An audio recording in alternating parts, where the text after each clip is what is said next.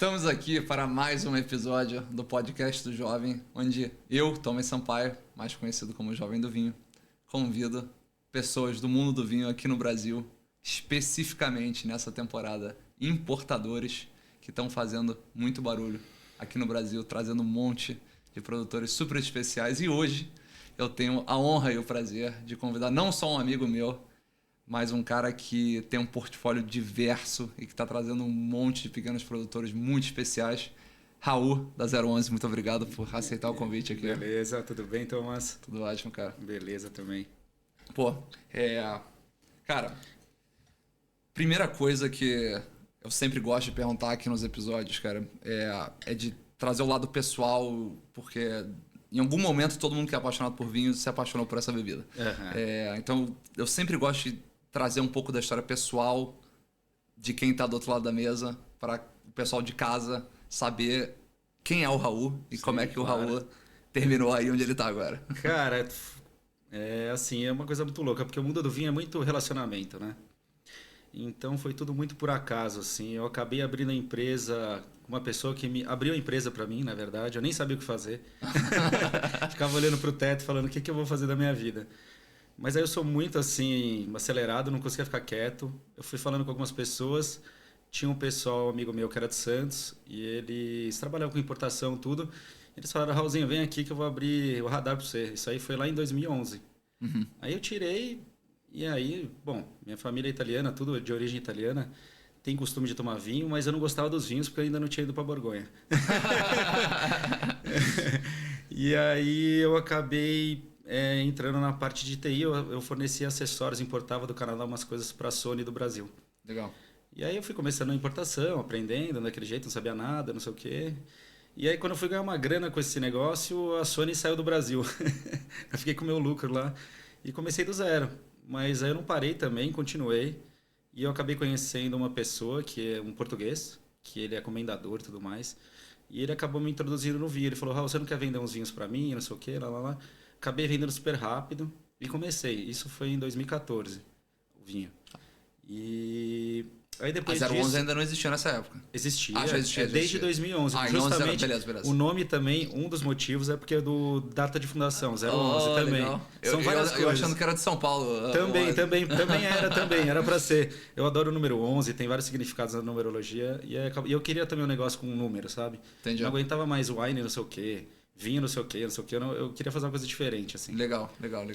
Mas na época era 011 Shop, por isso que ainda tem na razão social. Entendi. Agora é só 011, a gente vai deixar só 011. Acho que o número é o negócio. Legal. E você agora já tem marca suficiente, as pessoas já conhecem o suficiente que você consegue reduzir o nome e todo mundo sabe do que você está falando. E fica legal, o cara é da 011, não precisa falar da wine, não sei o quê, às vezes... Não, legal. E aí, então, em 2011 você cria a empresa, em 2014 você... Começa a importar vinho do Douro. Começa a importar vinho português. Convencional do Douro. Bacana.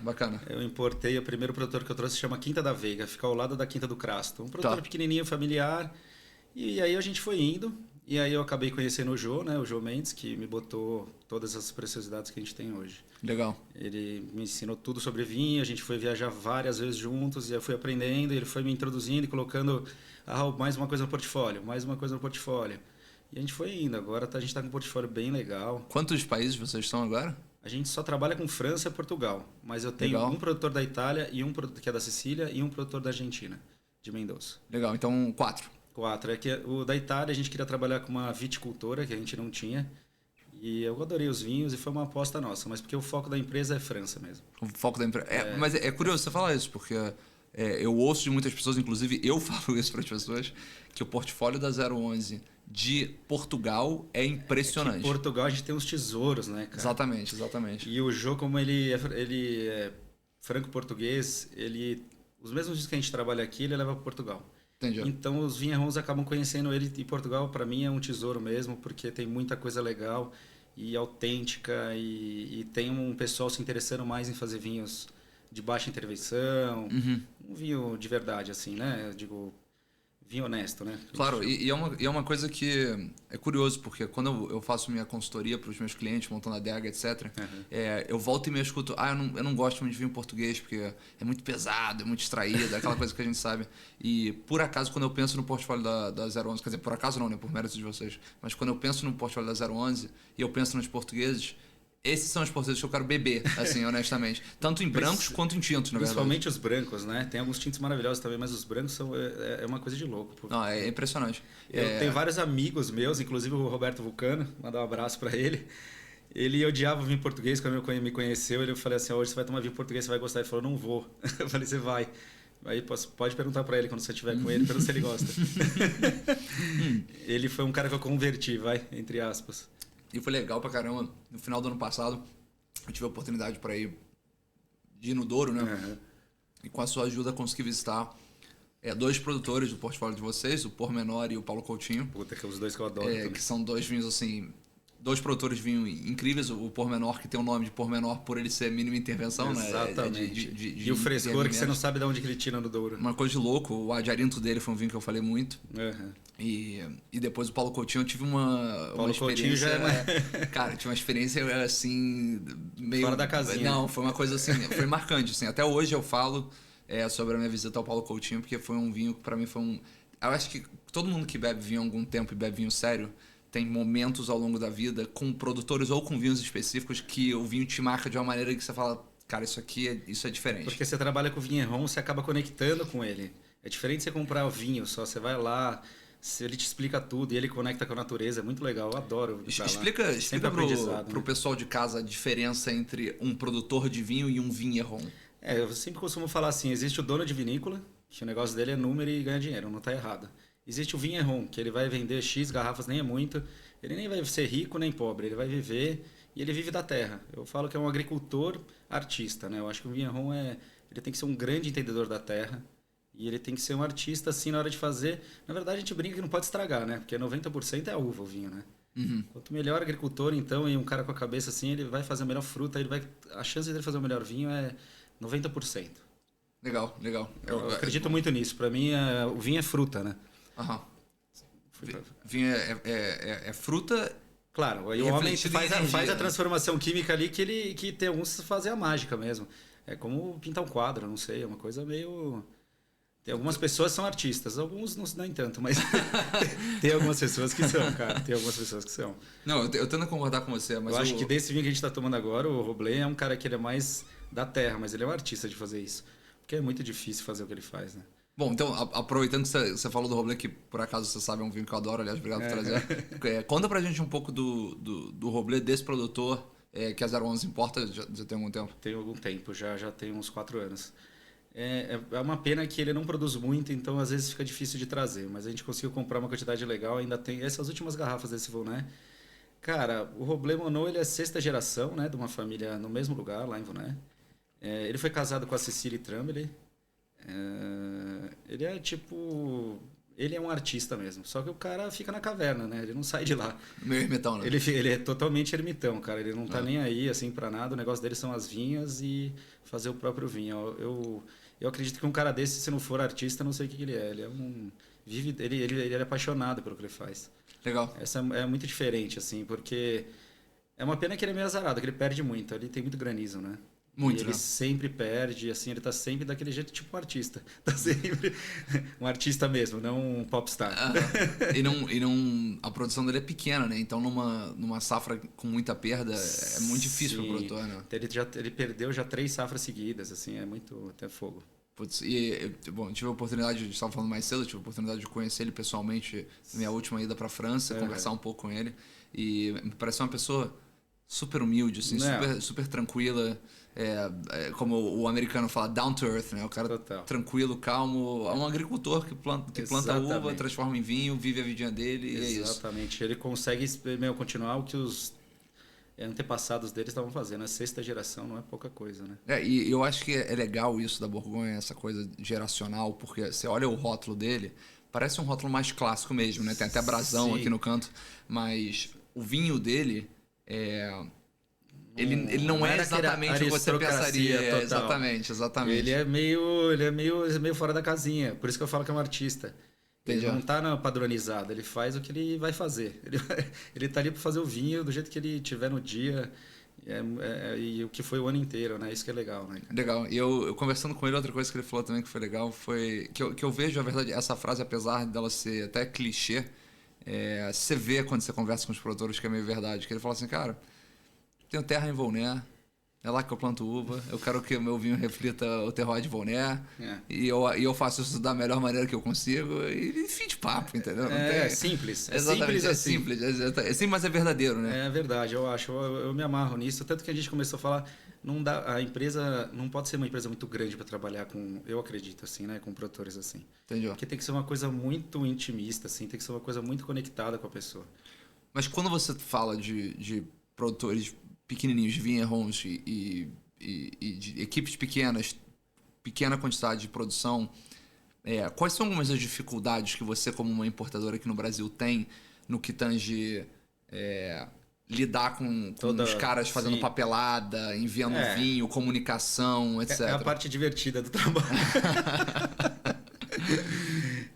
Cara, assim, eles são esforçados até, mas o Brasil tem algumas barreiras, umas coisas meio sem nexo, assim, que o francês não está acostumado e nem quer ter o trabalho, porque são vinhos que, se eu não tivesse oportunidade de comprar, já estava vendido.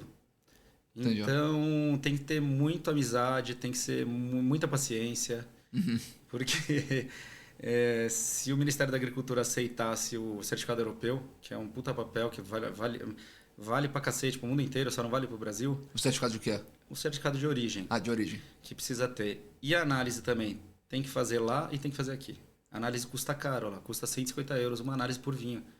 E eles também não querem. Eu acabo pagando. Você e todos os importadores que importam esses caras. Né? Antigamente eles não cobravam, mas aí quando incluíram o metanol, um parâmetro a mais, porque o metanol é cancerígeno e tal, e entra muito vinho ruim aqui, aí na Europa eles não fazem essa análise, não costumam fazer. Eles fazem, mas não é de praxe. É só o Brasil e mais 2 países que pedem. Caramba! E aí acaba encarecendo e acaba também, sei lá, né? Ficou onerando o processo. Mas faz parte, cara, não tem muito o que fazer, tem que se virar. Ainda bem que eu tenho a Andréa, né? A nossa sommelier que fala francês, morou lá, então me ajuda também. Mas a maioria dos produtores não são novos. Agora a gente não vai introduzir mais ninguém novo, fica um pouco mais fácil também. Entendi. Mas esses todos que vocês introduziram, uma coisa que você vê quando você vai para a França, para a Itália, para Portugal, seja o que for, é que o Brasil já tem uma fama de ser um lugar difícil de exportar para. Aliás, não só lá, assim, no Johá, eu tive agora recentemente, falei com um monte de produtores que falaram, pô, o pessoal aqui diz que exportar para o Brasil é muito difícil. Como é que você consegue convencer um produtor como esse, um produtor minúsculo de Portugal como Paulo Coutinho, ou outros que você tem no portfólio que são desse tamanho, pô, o teu produtor de Mendoza agora, que tem todas as garrafas numeradas no rótulo, um produtor super pequeno. Como é que você convence um cara desse a trabalhar com a 011 a vir pro Brasil? Cara, é só me conhecer que eu fico falando. Não, mas na verdade... As pessoas choram e se apaixonam. Na verdade, eu tenho uma porta de entrada, que é o Jô, lá na Europa. Ele compra para Portugal e para o Brasil junto, a gente compra junto. Então, o Jô já trabalha mais de 30 anos com os caras, tem uma amizade, acabei indo lá, fiquei amigo. É tudo relacionamento, cara, se resume a isso. Legal. Francês é muito assim, eu aprendi muito isso na França. Você não tem que se abrir todo de primeira, você tem que ir conquistando a confiança mesmo, e eles fazem muito bem isso. E a gente tenta ir atrás, né, cara? Porque não é fácil. A gente tem que sempre estar pronto para comprar, porque quando solta a locação tem que pegar logo. Tem que ir dançando, tem que ir sambando. Não tem jeito. Dançando conforme a música. Não tem muito jeito. Não tem. Se você for um cara impaciente, não entra em importação. Juro por Deus. A outra coisa que me chamou a atenção nos últimos meses com a da 011 é que, você falou assim, nosso portfólio é principalmente França, bastante coisa muito interessante de Portugal, um produtor da Itália, mas eu vi recentemente que a 011 agora não só tem um produtor de Mendoza, como tem também agora vinhos brasileiros no site. Na verdade... Conta um pouco pra gente. Cara, o Glu Glu é um site que eu pensei na época, porque eu falava, vou fazer um e-commerce só da minha importadora. Eu falei, puta, mas quem que... Eu fiquei pensando com o cliente, o cara vai entrar aqui, já comprou os vinhos, vai ficar entrando pra quê? E eu tenho amizade com vários produtores brasileiros, a maioria deles acho que sou amigo, e eu sempre quis também vender vinho brasileiro, assim, ajudar. por mais que a gente esteja longe ainda, eu acredito, de fazer grandes coisas, a gente está no caminho certo e o brasileiro, querendo ou não, quando ele bota uma coisa na cabeça, é difícil tirar. Determinado. Eu acho que está crescendo muito rápido a qualidade dos vinhos e aí, na verdade, o que eu estava falando que era que eu queria reunir todos os vinhos que eu gosto e dos amigos importadores que eu tenho e eu ia colocar num lugar só, sabe? Que nem a Enoteca fez fisicamente, eu queria fazer isso no e-commerce. E agora, hoje em dia, tá dando certo, cara. Tá bem legal. A gente tá trabalhando com mais de 10 produtores brasileiros. Caramba! Tem vendido. Tá ficando interessante, cara. O portfólio do Glu Glu tá bem legal. Pô, que bacana. Explica pro pessoal qual é a diferença entre a 011 e o Glu Glu exatamente. A 011 é importadora. Tem o seu portfólio e é uma importadora. O Glu Glu é um site que é uma revenda. A gente que forma um portfólio, além dos nossos vinhos, os vinhos de quem a gente quiser. Por exemplo, tem vinho do Márcio, tem vinho... tem de um monte de gente. Além dos brasileiros, tem da Domínio Cassis, tem da... tem de um monte de gente. Você era quase como um marketplace. Exatamente, a ideia era isso. Reunir todo mundo. E além disso, que tem uma coisa que eu adoro, que são os azeites brasileiros. A gente está começando a montar um portfólio de azeite, que eu acho bem legal. Não, sensacional. Eu tenho provado muita coisa muito boa daqui, na verdade. Porra, o azeite no Brasil tá realmente deslanchando. É um dos vários produtos, eu acho, que existem no Brasil que... Dá muito certo que já. Dá muito certo e eu acho que o gringo valoriza mais o nosso produto que a gente. E outro, azeite bom é mais próximo, né? Bom, além de tudo tem isso, mas assim... Poxa, querendo ou não, mas os Brasil pegar daqui fresquinho, o azeite é muito bom, né, cara? Não, muito bom. E outros produtos, café, por exemplo, assim. Café brasileiro é um negócio inacreditável. Pra mim, café brasileiro é o melhor que existe. É um negócio inacreditável. Pra mim é. Legal pra caramba. Eu acho importante esse movimento com os produtores brasileiros, porque... de novo, eu acho que o próprio vinho, eu acho que muitas vezes não é valorizado como deveria ser. Sim. E é legal você ver...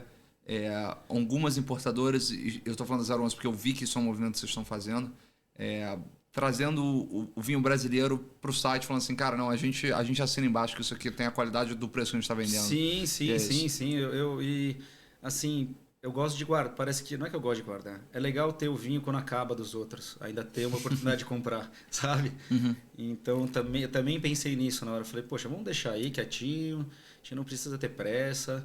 E tá dando certo agora. Tem vinhos que nem o produtor tem, a gente tem no site. É bem legal. Pô, que bacana. É bem bacana. legal. Isso é bem legal. Bom, parabéns por isso. E falando de marketplace, de lugares para você comprar, de lugares para você conseguir expor seu vinho, estava falando mais cedo sobre restaurante. E sobre vinho em restaurante e como é que... ponto interessante. Então, a 011 hoje ela vende para B2B? Cara, não, a gente vende só para restaurante e pessoa física, só. Mas vocês vendem para restaurante? Sim, para sim, desculpa. Como é que você vê a importância do restaurante para você posicionar seu vinho ali? Cara, os grandes produtores que eu trabalho, eles perguntam que restaurante que eu vou vender o vinho para começar. Caramba, então tem essa preocupação lá do Vinhon. Eles não deixam eu vender para uma pessoa só, eles não gostam. Entendi. E tem que estar posicionado nos melhores restaurantes do país, tem que estar. Caramba. Tem que estar, eles cobram, a maioria. O Daguenau cobra, a maioria. Cobra não. Se você não Quer fizer saber, isso, ele não vai gostar do meu trabalho aqui no Brasil. Entendi. A gente faz um trabalho bem bom, a gente tem muito cliente de restaurante, graças a Deus. E é uma coisa que eu falo que começou ali no Borgo, com o nosso irmãozinho Matheus, e o Júlio também, o Julião Brito, que é o que eu vivo falando assim, para os donos de restaurante e para o pessoal do staff. Vocês têm que vender o vinho. Vocês não têm que ficar preço, não é nada, não é preço. Você está em São Paulo, grandes restaurantes, você vai sentar, você vai falar o que o cliente quer. Ele não vai pedir para você. Você vai falar, você vai pedir esse prato, posso sugerir esse vinho? É assim que vende. E tá cheio de sommelier, mas que não vende. Então o dono fala, não, é caro um sommelier. Claro, porque ele não vende, ele acha caro. E o sommelier também não adianta só servir. Tudo bem que sommelier é servir. Mas no restaurante não, você tem que girar o vinho, você tem que trabalhar o vinho. Tem que trabalhar o vinho. Qualquer restaurante que você vai da Europa, você vê, o cara traz, assim, você vê que ele não tá ali... Eu acho que é um pouco, também o pessoal fica um pouco acanhado, que ainda não conhece vinho. Tem tudo isso. Não, tem toda essa atmosfera, claro. Tem tudo um pouco cultural também, que está começando agora o vinho no Brasil a ficar um pouco mais, assim, em alta, mas a gente tem que treinar as pessoas, além de se formar na ABS, onde seja, você tem que aprender a vender. Se você quer entrar nesse mercado, eu te falo já, tá cheio de sommelier que não vende e aí acha que não tem emprego, mas não. Se você aprender a vender, você vai muito longe. E é uma questão de você, assim, você falar para o cliente que ele quer. O cliente não sabe direito, às vezes. Um ou outro vai saber. Você vai tomar vários nãos também, é a vida. É normal. Mas o dia que você vender uma garrafa de R$1.500, você vai falar, porra, vendi uma garrafa de 1.500 conto ali fácil, o cara me agradeceu no final. Uhum. Entendeu? Não é o bicho de 7 cabeças. É essa mentalidade que assim, não é que você tá entubando o cliente com um produto ruim, ao contrário. É você tá mostrando um produto excelente. Exatamente. Uma sugestão premium, fala pro cara, faz isso aqui, você vai gostar. Confia. Exatamente. Porque eu acho que até os clientes, às vezes o cara tem até grana, mas ele, vou pegar esse baratinho que eu não conheço. Mesmo viajando, tomando vinho, os caras não conhecem. Ninguém é obrigado a saber conhecer do vinho. Não, mas pelo contrário, né? Uma coisa que eu sempre falo, se eu fosse investir no mercado financeiro, eu ia falar com um agente, um consultor de investimento. Sim. Na hora de escolher o vinho, o médico, um advogado, ele não tem o menor motivo para ele saber qual escolher. Dia, ele não Exatamente. Ele o trabalho de saber é nosso. A gente também nem liga, a gente que trabalha com isso. É isso, exato. Então, e outra, você acaba educando o povo, hein? Assim, de uma forma bonita, você acaba ensinando uma coisa legal, sabe? Você passa um conhecimento para frente, além de vender. Eu acho que é isso. Eu acho que todos os meus amigos donos de restaurante, eu vivo falando isso, eles me conhecem. E também os sommeliers que eu conheço, que estão na pista, assim, que também é outro meu objeto raro, que é um sommelier que gosta de ficar na pista, né? Porque é difícil, né? É massivo, é cansativo, eu entendo. Você tem que gostar mesmo, porque são poucas pessoas que gostam, porque é cansativo mesmo. Mas a gente está fazendo um trabalho aí para ajudar os restaurantes nisso, sabe? Mostrar mais ou menos como faz, não sei. A gente está estudando ainda e em breve eu vou botar em ação isso aí. Legal, porque é uma coisa que eu tenho pensado muito, inclusive teve um convidado aqui, eu vou roubar a ideia dele, então eu vou mencionar o nome dele, o Guillaume da Tanino. Sim. Ele falou assim, cara, ele é francês, né? E ele falou assim, cara, a gente acabou com as lojas de vinho no Brasil. E ele tá coberto de razão. Sim. Assim, as pessoas compram de importadora diretamente. Foi a pandemia, né? Com certeza. Foi bom até, eu acho. Mas a gente tem um modelo hoje no Brasil de todas as importadoras, em que a gente acabou com as lojas de vinho no Brasil. Sim. O importador é o distribuidor, que aliás, pro pessoal de casa, isso não é comum no resto do mundo. Sim. Você tem a figura do importador e depois você tem a figura do distribuidor. Tem.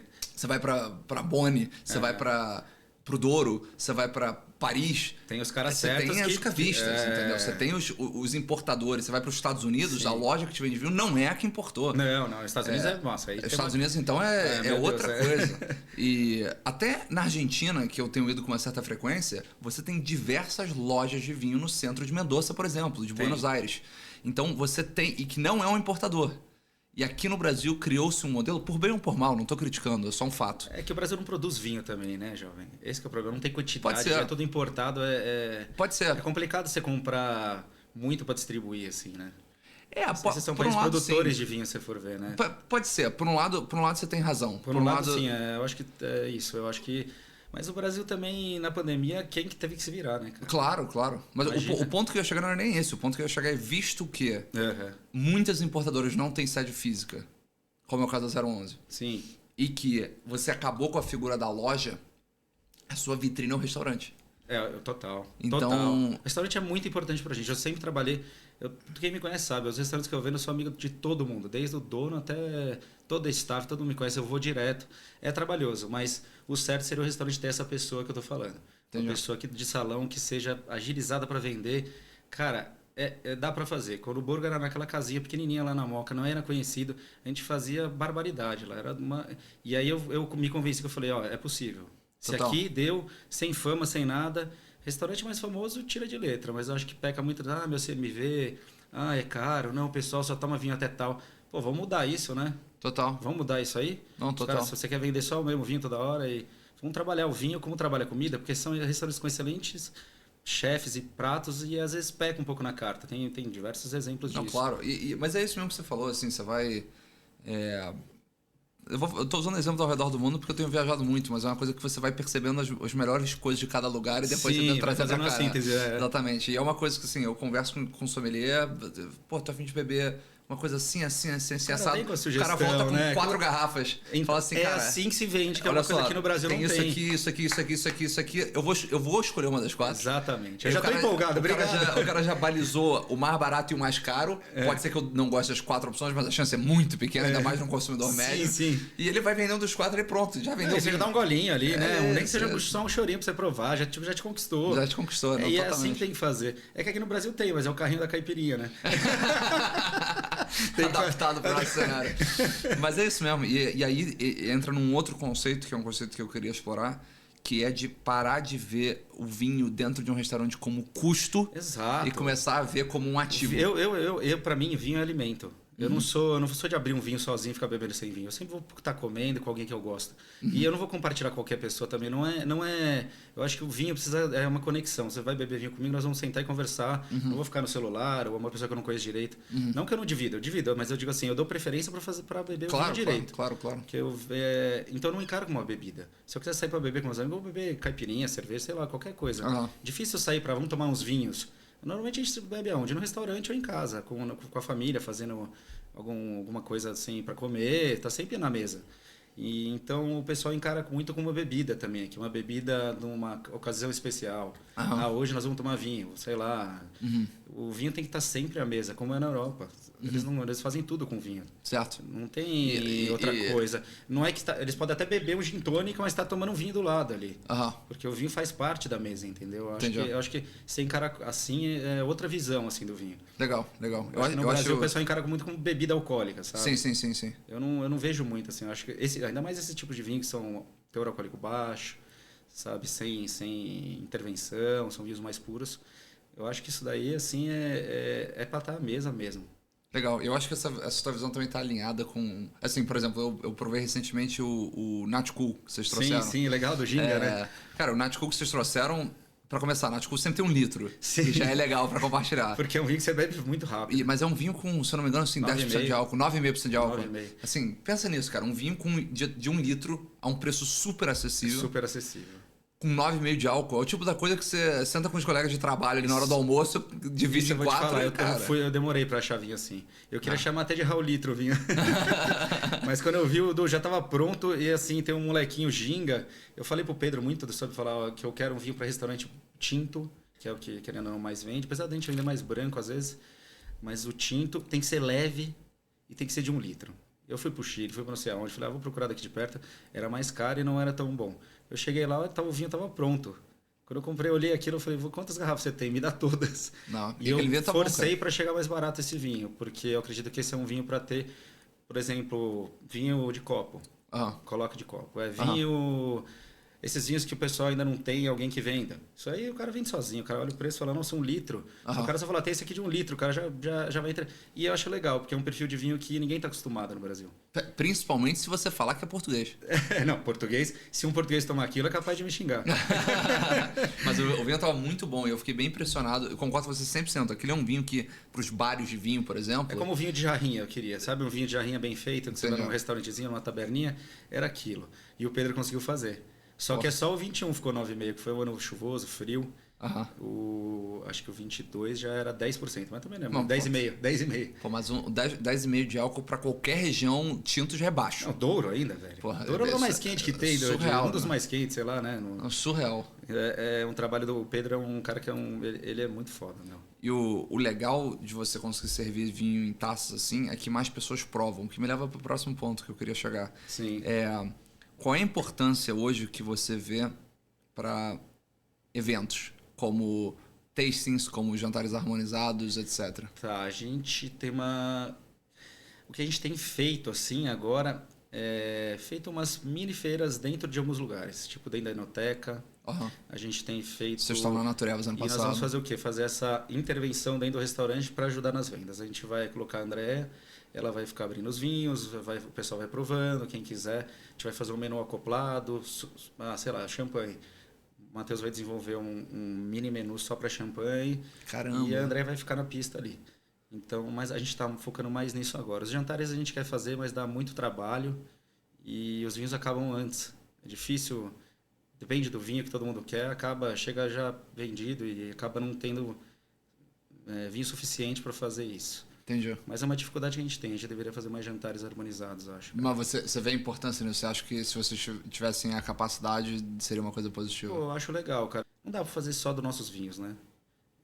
Essa é a dificuldade também. Montar um line-up só com nossos vinhos, eu acho mais difícil. Eu sempre achei que deveria fazer sobre um produtor. Tipo assim, vamos fazer de Daguenot. Entendi. Mas é uma dificuldade, porque você imagina todos os Sauvignon Blanc, como é que vai, o que vai fazer? Mas às vezes dá pra fazer por região, né? Assim, Seria legal também. Mas tem que pegar vinho de fora também para acho que ficar mais interessante. Você acha? Eu adoro comparar meus vinhos com os outros. Eu Ah, acho bom. Fala mais acho pra gente. interessante. Não, eu acho interessante porque eu acho que quando você põe do lado a história muda. Eu adoro tomar cegas também. Eu acho bom, cara, esse exercício. A gente tem que fazer mais, que é uma coisa que eu queria te falar também, que o pessoal que gosta de vinho tem que prestar atenção no líquido que está dentro, não em volta, a história, quem trouxe, de onde veio, que safra que é.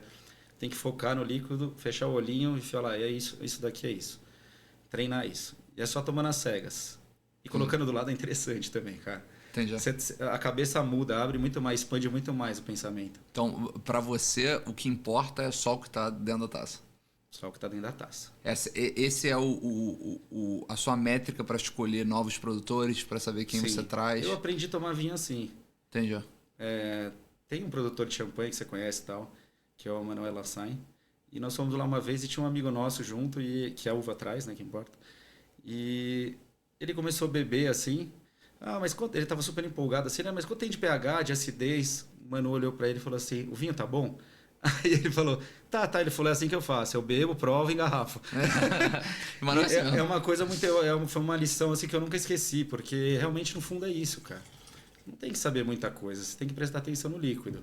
Entendi. Tudo se resume a isso, se você for ver. Entendi. Quanto você mais presta atenção, mais se conecta, melhor. Eu costumo falar que o cara prova melhor. Tanto que as cegas, você vê uns caras provando e fala, não, como é que você adivinhou isso? É esse exercício, treina. Prestando atenção no líquido. Por isso que as cegas é interessante também, que eu acho que quem também gosta de vinho deveria fazer mais esse exercício, provar sem saber o que é.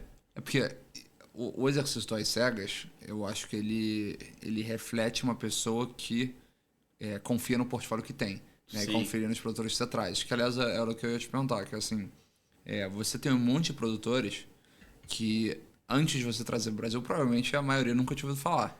Foi uma dificuldade no começo assim, também que eu trouxe. Esse é um produtor bem mais conhecido, você vai para Paris, você vai achar esse cara. Mas foi agora conhecido, ele era super... Não, ele é louco, ele não é conhecido, mas sim, mas ele tem mais chance de conhecer. Os produtores de champanhe que você acabou de trazer são um pouco mais conhecidos, mas tem vários produtores que você traz que provavelmente o primeiro contato que o consumidor aqui no Brasil teve foi quando você trouxe. Como é que é esse trabalho para você conseguir falar e comunicar? Isso é uma dificuldade, eu acho, para a importadora, que a gente trouxe muita coisa que era à frente do tempo e ficou lá. Entendi. A gente falando, pô, tô com ouro aqui, ninguém tá vindo. Acontece, cara. O mundo do vinho, né, 2018 para cá, né? Que começou o pessoal a tomar esses vinhos, a gente começou... Claro que já tinha muita gente que provava isso antes. Mas começou a ficar mais conhecido, tem mais importador, tem importador que nem a gente, assim, fazendo esse trabalho de caçar os vinhos. Então, ainda eu acho que ainda é recente, cara. Você vai ver ainda. E o problema é que os vinhos estão ficando famosos na França, esse é o problema. E aí chega aí caro o quê? Fica mais caro lá. Entendi. E aqui também tem menos, né? Porque quanto mais famoso ele fica, pior pro Brasil.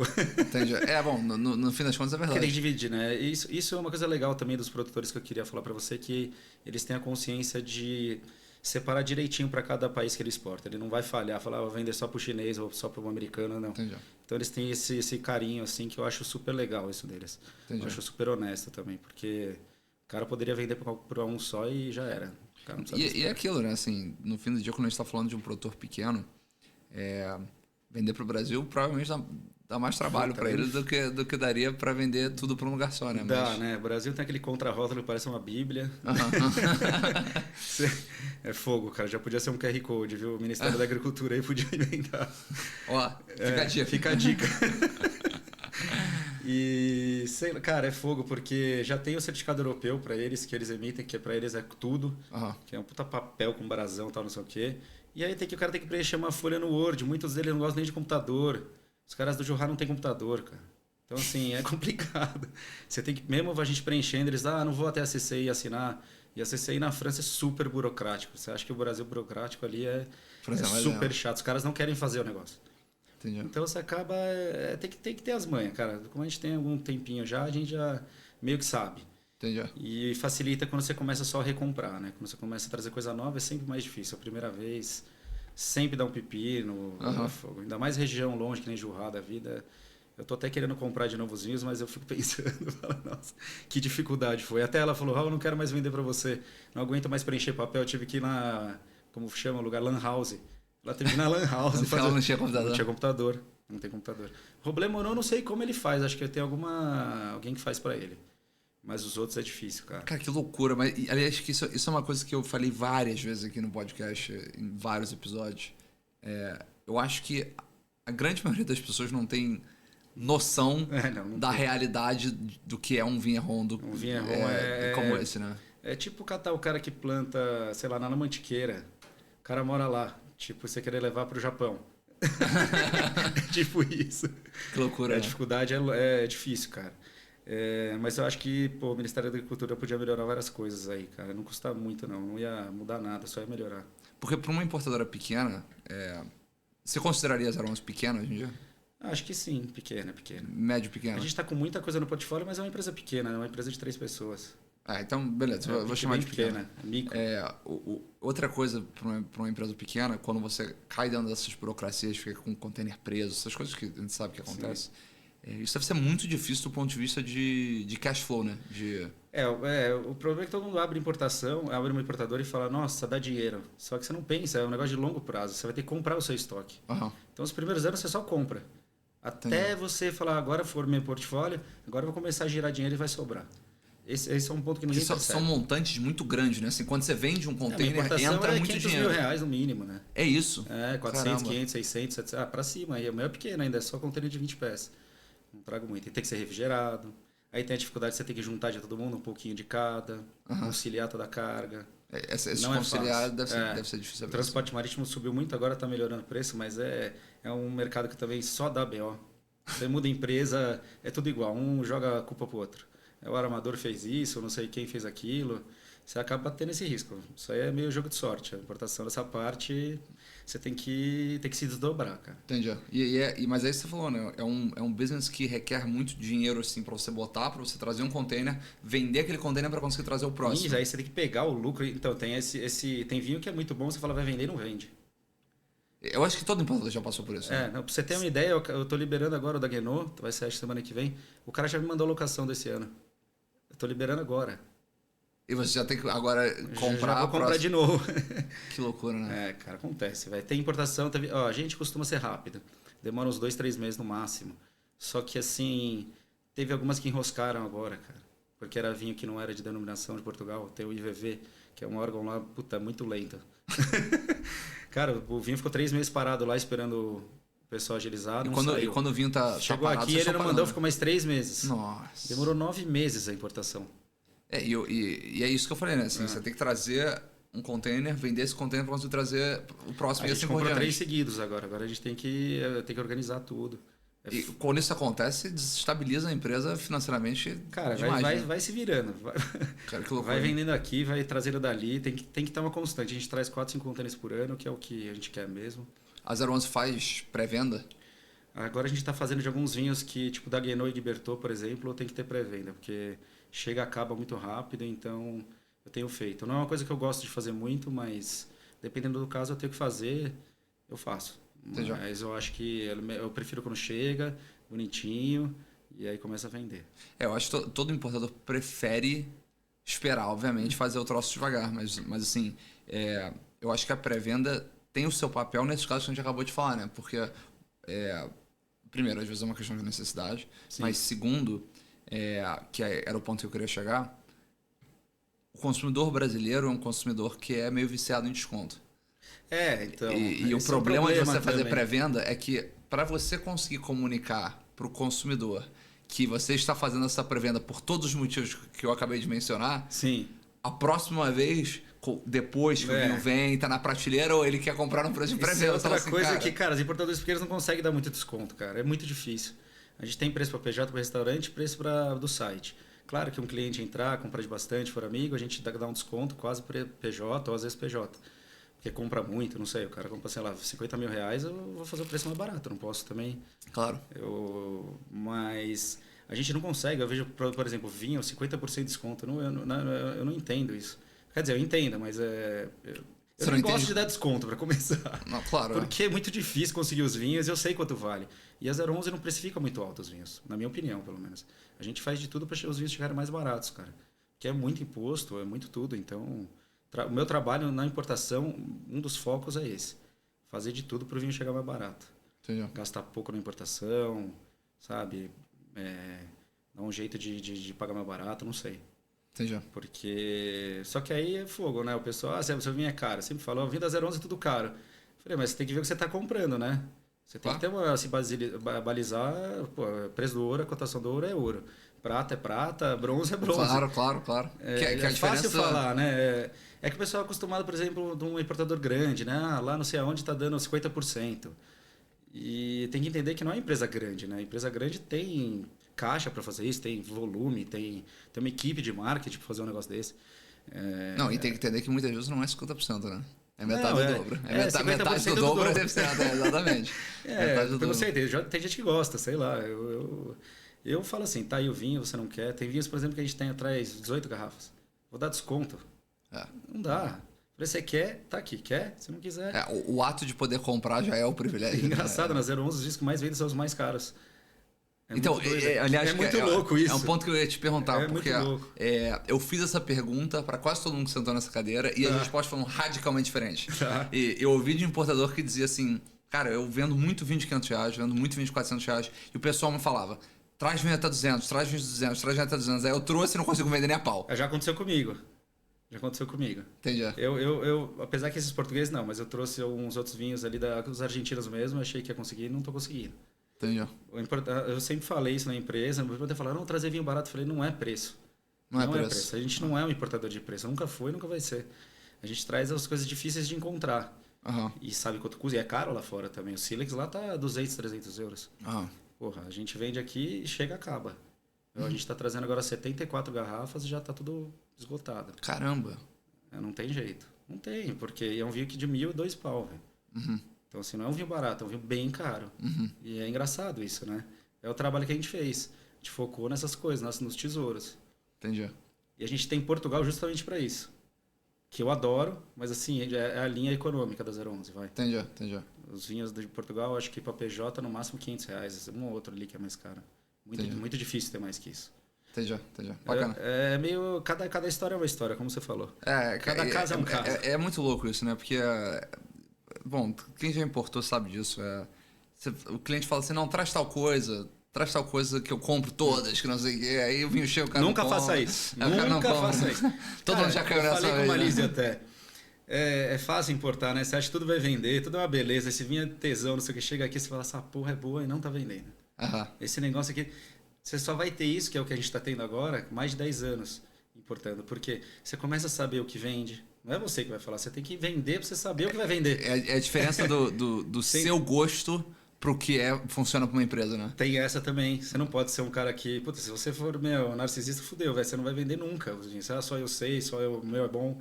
Você tem que entender o mercado. Isso leva muito tempo. Você tem que importar muito vinho. E aí você vai começar a falar, olha, vou ler meus relatórios. Ou esse vinho é que vende mais, cara. Eu nem imaginava. Teve o Mikael Bugi, aquele cara que fez aqueles vinhos maravilhosos, Prometer tudo. Chegou os vinhos, eu falei, puta, esses vinhos não vão nem vender, meu. O vinho acabou em 3 meses. Inacreditável, foi um puta sucesso. E teve vários vinhos que eu trouxe, falei, mas isso aqui vai arregaçar. Demorou 1 ano, 2 anos. Então você tem que ir comprando e tampando buraco desses. É meio tampar queijo, os buraquinhos do queijo.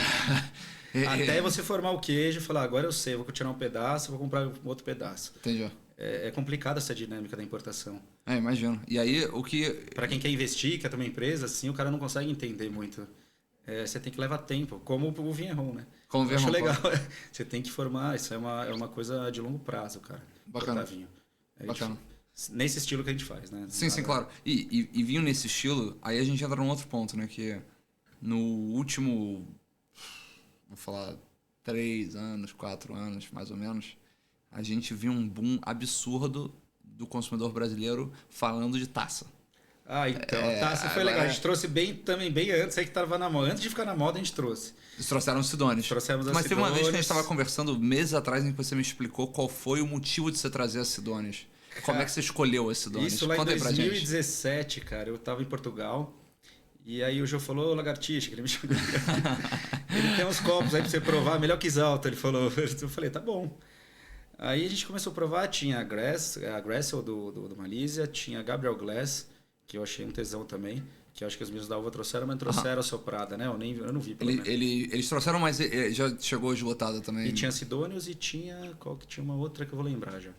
E a gente fez a trip inteira com as 4 copos e provou todos os vinhos nos 4 copos. Caramba, eu não lembrava dessa parte. E a gente fez a trip inteira provando, eu chegou no final da viagem e falei, a Sidônios é a melhor. E aí era melhor mesmo, a gente chegou, depois começou a pesquisar, falei com o cara, comecei a pesar as taças, não sei o quê. A Sidônios, o diferencial dela é que ela não é só feita por um designer, ela foi desenvolvida com os vinherrons. Em Champagne, em Bordeaux, na Borgonha, mais de 300, acho. Caramba. Então é uma coisa funcional. Eu acho que ela funciona melhor. Ela é linda, tal. É a mais fina, mais leve. Mas assim, ela funciona bem. Não é que ela é só linda, entendeu? Entendi. Eu acho que isso é meio uma lupa de aumento para quem quer beber vinho. Você quer perceber mais do vinho, coloca num copo bom. Eu acho que um grande vinho tem que estar num copo bom, na minha opinião. Não, eu tento concordar com você e é curioso, porque ela já tem uma coisa que eu acho legal, que ela já chama atenção porque ela já é meio imponente. Ela cabe 1 litro, né? Mas ela é imponente. Então, assim, eu fui no podcast do Bernardo, entusiasta, que, porra, é um irmão pra mim, meu querido, um grande abraço. E levei a Taça Sidones e, enfim, a gente gravou o podcast. Cara, a quantidade de gente que comentou que taça é essa, quero comprar essa taça, que taça é essa. Porque só de olhar o vídeo, o pessoal já ficou interessado. Cara, quando eu trouxe a Sidônios, ninguém conseguia comprar também. Engraçado isso, a gente estava falando de dificuldade de trazer, era muito um pouco à frente do tempo. O que eu fiz? Eu comecei a deixar vários kits de taça nos restaurantes dos meus amigos, onde eu vendia. Caramba. E eu falava, vender um vinho pica aí da 011, sei o quê, ou um vinho foda, pode servir. Cara, a mesa do lado olhava, eu quero aquela taça, como é que faz? Que loucura, né? É assim também, não teve jeito. Eu deixei no Clos, deixei no Borgo, deixei um monte de lugar as taças e assim começou a ficar conhecida. Entendi. E que hoje em dia não só as pessoas conhecem, sabem e compram, como você vai em vários restaurantes fora do Brasil que eles estão usando Sidones. Você sabe, a Deus, eu já falei isso algumas vezes. A minha taça, uma das taças que eu mais gosto, principalmente para vinho branco mais mineral, aquela é a Sidones Universal. Né? Eu amo aquela taça, acho ela uma coisa pra de champanhe, uma acho finesse. que não tem melhor, não tem. Cara, eu acho aquela taça de uma finesse absurda. Essa taça para vinhos como esse, um Volnay 17, que tem mais punch, tem um pouco mais de corpo, esse quer oxigênio sem que o oxigênio vá embora. Não, o vinho decantou. Exatamente. Olha como ele tá agora, ele tá fluidíssimo. No começo ele tava um pouquinho arisco, né? Mas então, ele tava um pouco... Mas não arisco, ele tava... Na verdade, ele tava jovem. Ele tava soltando. Exatamente. Ele tava entendendo onde é que ele tava se metendo, mais ou menos. Acho que a leitura é mais essa. Mas sim, o vinho já abriu, e aquilo, ele abriu sem perder nada, porque foi tudo preservado ali, de ele intensidade, tava concentrado, de complexidade. Ele Exatamente. Desabrochando. Mas essa ideia de vender taças de alto padrão para você beber vinho de alto padrão é uma ideia que o brasileiro ainda, na minha opinião, ainda está desenvolvendo. Você tem dificuldade. Mais vinho, né? Bom, claro, tirando concordo. isso, até chegar na taça. É um bom ponto, mas você tem dificuldade hoje de conseguir convencer o teu cliente a falar assim, cara, você vai gastar sei lá quantos reais numa taça como essa. Comprar no restaurante é muito difícil. Muito difícil. Tem que ser um restaurante milionário. Entendi. Tem que ser muito alto padrão e você tem 4 no Brasil, 5, sei lá. Entendi. Muito difícil. Eu acho essa ideia legal. Pega uma parte do meu estoque e vou deixando nos lugares que eu gosto. E vai fazendo a promoção. E quem quiser comprar Sidones é no site ou com a gente direto. Entendi. Eu gostaria de botar num restaurante, mas assim, a Sidones não é barata, é caro, é difícil de guardar e é difícil de enviar também. Tem um problema do frete, que isso aí é fogo, meu. Porque é na hora muito frágil, né, cara? E, por exemplo, vende muito pro Rio, pros seus amigos, seus clientes, vende muito pro Nordeste as taças. Teve uns amigos de Recife, os caras adoraram, começaram a comprar. Pô, velho, chegava direto, quebrava uma taça, né? É mesmo? Transportadora... É complexo, a gente teve que começar a colocar em caixa de madeira.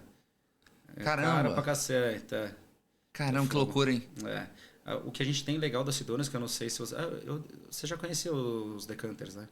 Eu tenho um decanter. Você tem aquele lá da... Eu tenho um decanter de champanhe. Esse é muito pra porta da geladeira. Eu tenho o decanter, exatamente. Eu tenho o decanter que, inclusive, para mim, quando eu penso em decanter de champanhe, Eu penso na Sapiens sendo decantada ali. Pra mim, É verdade, você fez o vídeo. Porra, essa é a receita de ouro. Exatamente. Que para quem acha que não deve decantar champanhe, aquilo ali não é quase um decanter, ele é quase uma garrafa. Né? Não, totalmente. Você muda a garrafa só praticamente, né? Não, muito totalmente. Legal. Não, e aquilo é elegante e a beça. E é leve, né? É elegante a beça, pra você gelar é mais A fácil. pegada também é fácil, ele não é muito grande também, né? Você Exatamente. consegue pegar o decanter. Decanter tem vários lindos, mas tem uns que pesam 5 quilos, tem que levantar para você servir. Claro.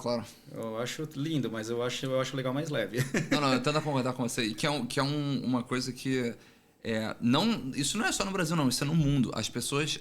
A ideia de você decantar champanhe é uma ideia que muita gente tem amigos meus que vão falar não, mas tem alguns champanhes que eu acho que sim. E para mim, a Sapiens é um exemplo perfeito. A Sapiens 2011 e tal. Então... É um exemplo perfeito. Você ainda tem Sapiens no site? Tenho, ainda tenho as últimas garrafas. Puta, que champanhe especial, cara. Nossa, mas aquele lá também não tô com pressa. Deixa ele lá que ele só fica melhor aquilo. Pô, adoro o Marguerite também. A gente vai precisar recomprar agora. Ainda tem o Rosé e tem o Sapiens. Tem um boné também, tem os 3. Só acabou o Xamã branco. Que é bom também, hein? Puta, aquilo lá foi muito rápido. O Xamã faz rosé também. Tem um Xamã rosé. É um soleira que foi ele foi escolhido na premiação do Prêmio Nobel da Paz de Química. Caramba! Os caras escolheram o Xamã rosé, pra você ter ideia. É o mesmo que eu tenho aqui. É o 17. Caramba, que loucura! Foi legal pra caramba. Isso eu nunca fiquei sabendo, gostei. Não sabia disso, não. O Marguerite é fantástico, né? Eu adoro, cara. Eu adoro. É das vinícolas que eu visitei, assim... Se você acredita em biodinamia, essas coisas... O cara lá, ele tem os cavalos, a coisa mais linda. O cara, ele é foda, velho. Ele é foda. E ele tem umas... e a cave dele é a coisa mais linda. Acho que é o lugar mais lindo que eu fui de vinho até hoje. É mesmo? Cara, tem uns 4 andares pra baixo na calcária ali, você não tem noção. O negócio era de século, sei lá quando. A propriedade dele é sinistra, ele tem grana. Caraca. E quando você pensa nesses produtores, você falou de biodinamismo, isso é uma coisa importante para 011 trazer produtores biodinâmicos organizados atrás? Cara, ou se tiver, que bom, mas... 100% biodinâmico, não sei se é muito fanatismo às vezes. Eu acredito muito. Acho que você acredita? Eu acredito, faz toda a diferença, eu acho. Eu acho que o cara tem que entender o lugar dele e usar alguma coisa caso precise. Tem lugar que você não precisa fazer tratamento quase. Entendi. Pra mim, primeira coisa tem que ser de levedura... Indígena. Primeira coisa. Se não for, eu já não quero nem beber. Porque senão o vinho não fica autêntico. Entendi. O vinho com levedura adicionada, desculpa, tem sabor. Você vai gostar do vinho desse? Eu não gosto. Eu prefiro que seja o vinho de verdade. Tá. E claro, baixa intervenção. Às vezes o cara não é biodinâmico e faz um puta vinho. O Roblemano, por exemplo, ele segue o calendário lunar, mas ele não faz preparo biodinâmico quase. Pelo menos quando eu conversei com ele, ele não falou que fazia. Então seria quase o quê? Um orgânico que colhe na lua certa? É mais ou menos isso, sabe? Entendi. Eu acho que é uma mistura. Eu acho que o vinho tem que estar bom, que nem eu te falei. O líquido tá bom, não importa se é... Claro, tem que saber que o cara não faz trapaça, não joga química, claro. Não maqueia o vinho. Mas assim, de resto, se o vinho tá bom, cara, ele pode ser orgânico, biodinâmico, natural, o que ele quiser. O vinho tem que estar bom. E você vê o público, o consumidor médio que fala com a 011 buscando isso, falando de vinho natural, biodinâmico? Não fala muito, não fala. É uma coisa que está vindo mais já conhecem os vinhos, né? Entendi. Eles já não estão nesse negócio, eu quero vinho natural. O pessoal, normalmente, nossos clientes são pessoas que já bebem vinho faz tempo. Entendi. Você já pega Talvez conheça até antes que eu. Entendi. Já conheci os vinhos antes que eu até. Entendi. A maioria, assim. Agora não, tá mudando, tal, porque tá vindo gente mais jovem e o mercado tá mudando. Mas a maioria já conhece. Ou pesquisa e já sabe mais ou menos o que quer. Entendi. Não é muito aleatório, assim, tipo... Sei lá, entra no site e vou comprar um vinho. Não é. Entendi. Difícil. Não, eu tô te perguntando isso porque, assim, dos produtores que eu visitei... do portfólio da 011, o Roblemano eu conheci ele pessoalmente, mas não visitei, mas eu tô falando agora de Portugal, o Paulo Coutinho, por menor. O Paulo Coutinho é orgânico, biodinâmico. O Paulo Coutinho ele não fala que ele é nada, ele fala que ele ele falou outro nome lá, que é uma coisa interessante que ele falou, eu entendo minha terra. O cara começou falando, não, Raul, tinha essa formiga aqui, eu vou botar terra. Você foi lá, você viu. Não. Ele é super meticuloso e ele pra mim é um negócio ele é um cara fora da caixa, assim, mas... E ele cuida vinha a vinha, né? Aquilo pra mim é uma aula de biodinamismo. Por quê? Porque no Douro você usa o quê? Você usa tal flor pra isso, você usa tal capim pra isso, você usa essa grama pra isso, esse trevo pra isso. É lá. Não adianta você pegar toda a técnica biodinâmica e botar lá. Às vezes você não precisa. Então, cada lugar você tem que entender o que a gente estava falando antes. O cara tem que ser um grande conhecedor da natureza do lugar, da terra. Ele tem que conhecer. E ele tem que resgatar a coisa ancestral de saber como eles cuidavam da terra sem sem as tecnologias que a gente tem hoje. Perfeito. É desse jeito. E É você dando vida para a terra. O Paulo Coutinho fala, não é... Porque você olha o solo de qualquer vinhedo, de grandes vinhos, é seco, é morto. Não tem nada. Você pega lá do Paulo Coutinho, você cava assim, sai minhoca, sai Não, um monte de bicho. a matéria orgânica é desse tamanho. E outra, ele tem uma floresta entre as vinhas. Inclusive, eu falei com ele essa semana, ele tem uma floresta entre os vinhedos. Ele tem muita planta. E ele, em vez de arrancar as plantas, ele passa um rolo. Só para esmagar. Só pra esmagar, pra eles não competirem por luz, mas pra aquilo virar matéria orgânica. Exatamente. Cara, aquilo é uma aula. É isso. É você fazer isso com o que a natureza dá. Aquilo é uma aula. É isso. Eu acho que o segredo tá aí pra fazer um bom vinho. Legal. E com o Pormenor eu ouvi uma coisa parecida, né? Que foi... Eu perguntei pra ele do nome, obviamente, quando eu visitei e tal. Ele falou, cara, eu digo que eu sou mínima intervenção, mas eu não te defino o que é mínima intervenção. Aí eu olhei pra ele e falei, como assim? Ele falou, cara, eu faço o mínimo que eu preciso fazer pro meu vinho ficar bom. Exato. É isso. Você só tem que ter a uva boa e não estragar. Você não estraga. É isso. E quando tá muito bom, tá saudável, você não precisa nem botar sulfito. Então não fica aquele negócio, não tem sulfito. Não. Às vezes você tem que botar um pouquinho de sulfito, não muito. Não tem problema nenhum, pelo menos para mim. Não, eu tendo a concordar com você, porque aí a gente volta para aquele velho papo que acho que tá na moda hoje. As pessoas falarem que mais vale um vinho não natural e bom. Não natural que eu quero dizer é 00. Não natural e bom ou um vinho natural e não bom? Fica a dúvida, né? Não sei. Vinho natural, eu vejo, a gente toma muito, tá melhorando agora, mas tem muito com defeito, né? O pessoal bebe o vinho e acha que é aquilo.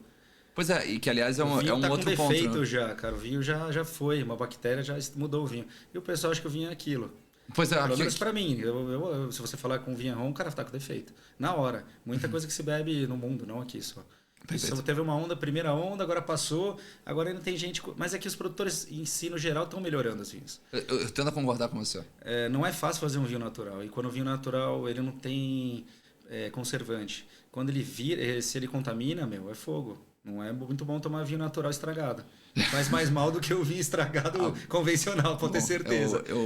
Porque é vivo aquilo. Só que a bactéria aqui não é boa. Não, bom ponto. Teve vários casos aí de pessoal passar mal aí quando tomou vinho, assim, de caras foda. Mas é curioso isso, né? Porque o vinho natural... É muito difícil você fazer um vinho limpo com o natural. Muito difícil. Mas é aquilo, né?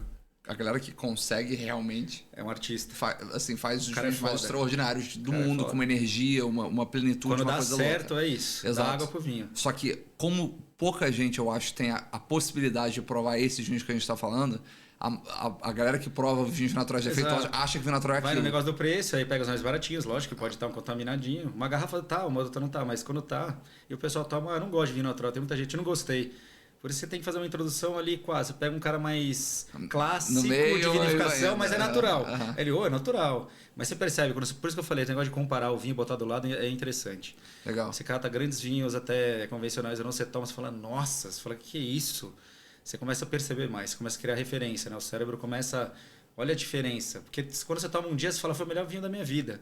Mas põe do lado de um outro dia, numa outra ocasião, você vai ver só. Você vai se enganar. Até a gente que bebe todo dia se engana.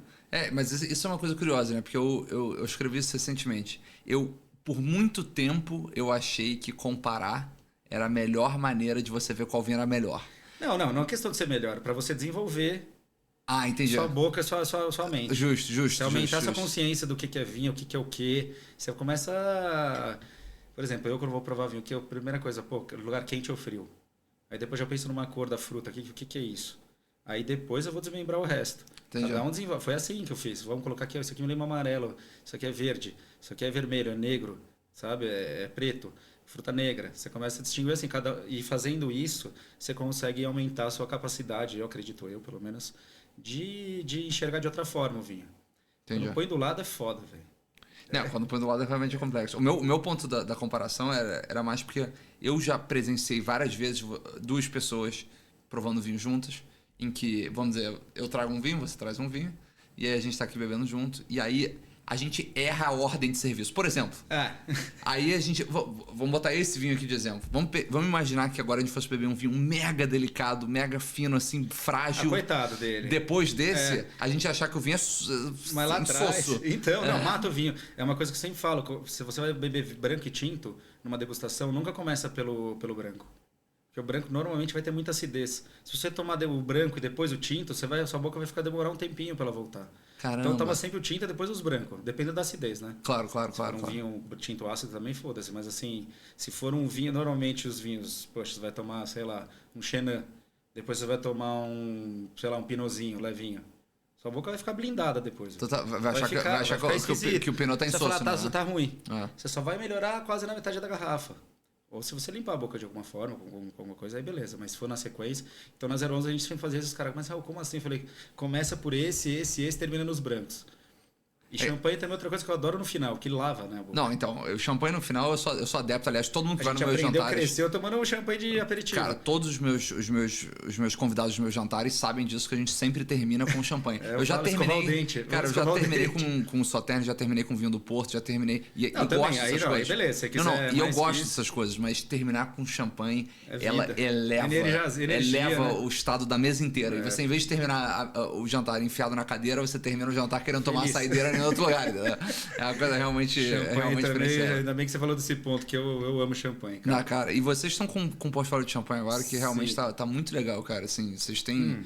vocês já tinham um Marguet. E agora, o que chegou de novos produtores de champanhe? Bourgeois, que é ótimo. Que é delícia. Ele vinifica as 3 uvas.